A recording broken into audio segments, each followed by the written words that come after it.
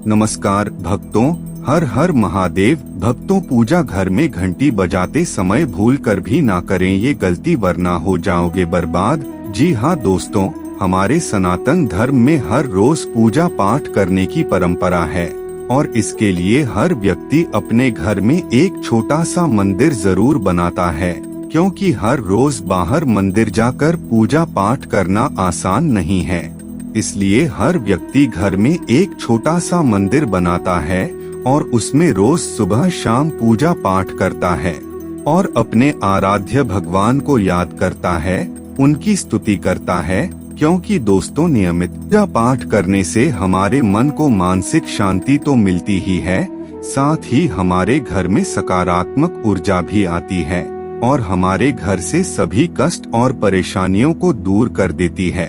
मगर दोस्तों, पूजा पाठ करना भी एक नियम से जरूरी होता है, जिसके नियम हमारे पुराणों में बताए गए हैं। इन नियमों को यदि हम नजरअंदाज कर दें तो आप लोगों को आपकी पूजा का सकारात्मक फल प्राप्त नहीं होता और आप जान भी नहीं पाते कि आखिर आपसे पूजा पाठ में गलती कहाँ हो रही है। दोस्तों, पूजा करने के नियम सदियों से, कई युगों से चले आ रहे हैं, जिनका एक ठोस धरातल पर आध्यात्मिक और वैज्ञानिक दोनों ही ओर से ध्यान में रखकर बनाए गए हैं। इसलिए दोस्तों, आप लोगों को इन नियमों को बिल्कुल भी अनदेखा नहीं करना चाहिए, जिसमें पूजा के बहुत से नियम हैं कि आप लोगों को किस प्रकार से पूजा करनी चाहिए, मंदिर में क्या रखना चाहिए, क्या नहीं, क्या भगवान को अर्पित करना चाहिए, क्या नहीं। इसी प्रकार से एक महत्वपूर्ण नियम है दोस्तों, जो है घंटानाद, जिसे कि हमें गलती से भी अनदेखा नहीं करना चाहिए। क्योंकि दोस्तों, शास्त्रों के अनुसार जब हम पूजा करते समय घंटी बजाते हैं तो इसका कारण ये है कि हम घंटी बजाकर भगवान को जगा रहे हैं, यानी कि घंटी बजाकर भगवान को जगाया जाता है। इसीलिए पूजा की अन्य विधियों की तरह ही घंटी भी जरूरी है। लेकिन दोस्तों, पूजा के दौरान घंटी के प्रयोग को लेकर भी कुछ नियम होते हैं, जिनका पालन पूजा के दौरान जरूर करना चाहिए, तभी आपकी पूजा सफल मानी जाती है और देवी देवता आपकी पूजा को स्वीकार करते हैं। दोस्तों, मंदिरों में जाते समय उसके प्रवेश द्वार पर भी घंटी लगी होती है। मंदिर में प्रवेश करते समय लोग घंटी बजाकर ही प्रवेश करते हैं। कई लोग मंदिर से निकलते समय भी घंटी बजाकर निकलते हैं। तो आपको बता दें कि मंदिरों में भी घंटी बजने के पीछे भी एक गूढ़ रहस्य छिपा हुआ है। मान्यताओं के अनुसार घंटी बजने से मस्तिष्क में पॉजिटिव एनर्जी का संचार होता है। घंटी से निकलने वाली कर्णप्रिय ध्वनि से मन में पूजा के प्रति सकारात्मक विचार जागृत होते हैं।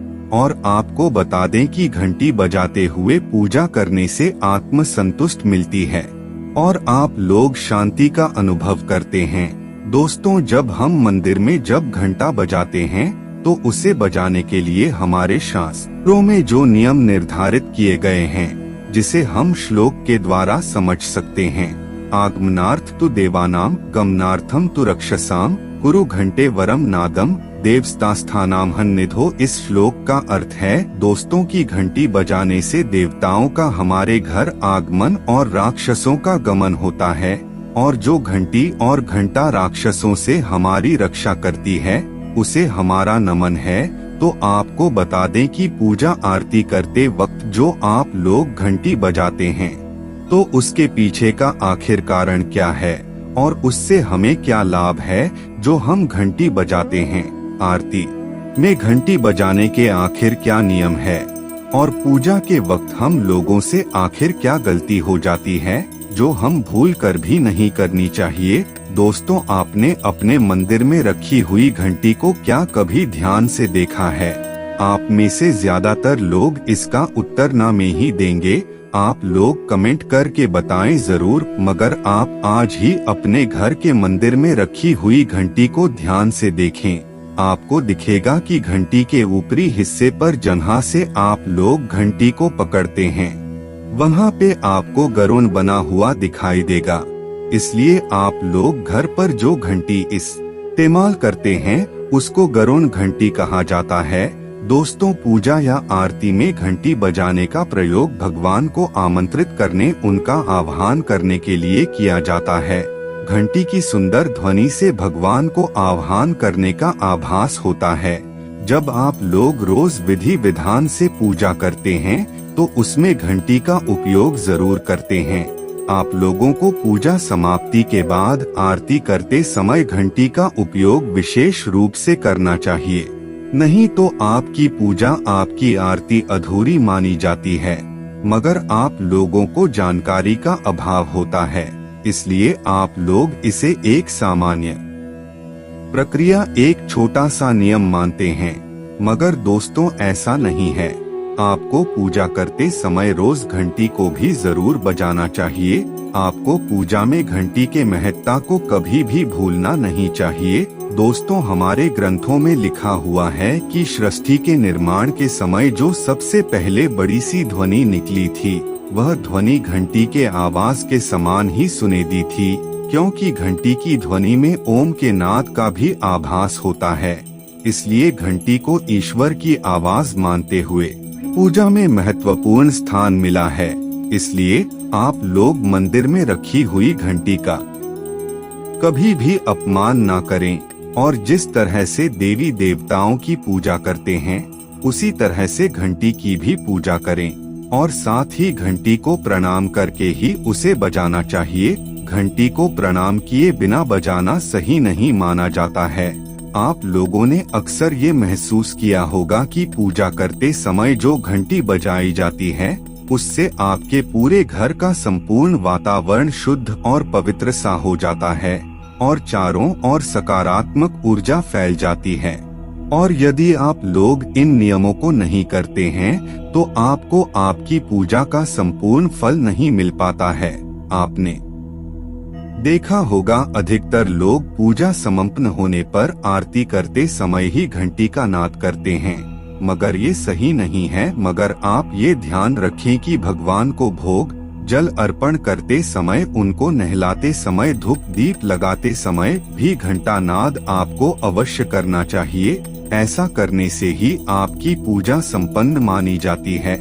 घर में पूजा पाठ करते समय प्रतिदिन आपको सुबह शाम घंटी जरूर बजानी चाहिए। यदि आपको अपने घर में अपने आप में नकारात्मकता महसूस हो, तो आप थोड़ी देर के लिए ही सही भगवान के सामने घंटी जरूर बजाएं। फिर महसूस करना आपके अंदर सकारात्मकता जागृत हो जाएगी। अब बात करें कि जब आप मंदिर में जाते हैं, तो आप मंदिर में जाकर भी घंटा बजाते हैं, तो उसके भी कुछ नियम जान लें। आप कभी भी जोर से मंदिर में घंटा ना बजाएं। अगर आप पूजा के नियम से मंदिर में प्रवेश करते हैं, तो आपको इस परिस्थिति में जोर से कभी भी घंटी नहीं बजानी चाहिए। जोर से घंटी बजाना आपके अंदर मौजूद भक्ति भाव का नाश कर सकता है। घंटी को लगातार नहीं बजाना चाहिए। एक बार में 2 से 3 बार ही घंटी बजानी चाहिए। पौराणिक ग्रंथों के अनुसार जिन स्थानों पर नियमित रूप से पूजा पाठ किए जाते हैं और घंटियां बजाई जाती है, उस स्थान पर नकारात्मक ऊर्जा का नाश होता है और इसलिए नियमित पूजा पाठ और घंटी बजने वाले स्थानों पर वातावरण को शुद्ध और माहौल शांतिमय बना रहता है। अगर ये जानकारी आपको पसंद आई हो तो वीडियो को एक लाइक जरूर कर दीजिए और साथ ही चैनल पर पहली बार आए हैं तो चैनल को सब्सक्राइब जरूर कर दें। धन्यवाद। हर हर महादेव।